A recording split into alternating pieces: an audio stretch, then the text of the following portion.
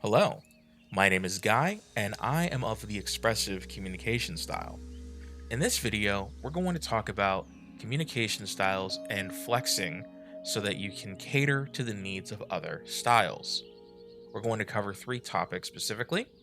What are the ways in which the expressive style can or should flex to meet others where they are?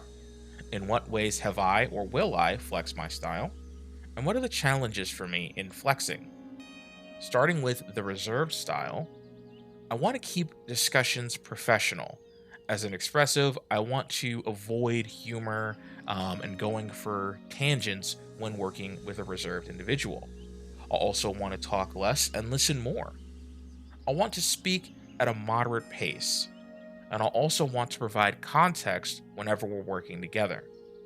Lastly, I want to seek and value any input that a reserved individual has to offer. In doing so, a reserved individual will feel more comfortable in working with an expressive, and there'll be a much more harmonious environment. Next, let's talk about the direct style. When flexing, I'll want to be punctual and stick to the meeting agenda. I'll always want to come prepared as to not waste any time. We'll try to limit small talks, stories, or any tangents, and we'll keep the conversation completely focused on work. If I have a perspective to share, I'll want it to be a thoughtful or meaningful one. I will want to listen, also ask for any recommendations they have, and deliberately go out of my way to make sure that there's no butting of heads, that neither myself nor the direct individual is struggling for leadership of a room. Next, we're going to talk about harmonious. With harmonious individuals, I'll want to be sure that I'm respectful, even in tone. I'll want to slow my pace, especially when speaking, and make sure that I'm pausing so that the individual has enough time to process the information. I want to talk less, create space so they can share their own ideas, and try to include and draw them into the conversation. I'll also want to listen, not just with ears, but with empathy. I want to be patient and watch for interrupting, and I'll also want to dial back being assertive. Lastly, I'll want to give them time to process any information and share the decision making process so that they feel included. Next, we'll talk about in what ways have I or will I need to flex my communication style.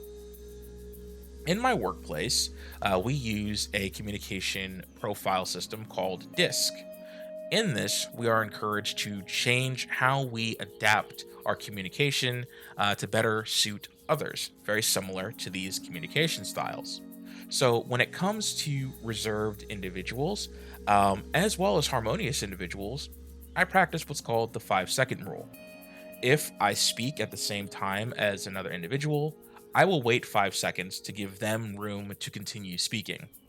It is very rare that I will speak at the same time as someone else and then try to continue speaking to overpower them.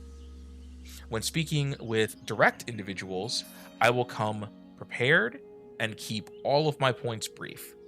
With direct individuals, we're not going to go on tangents. We're not going to have any small talk or jokes. It's going to be straight to business.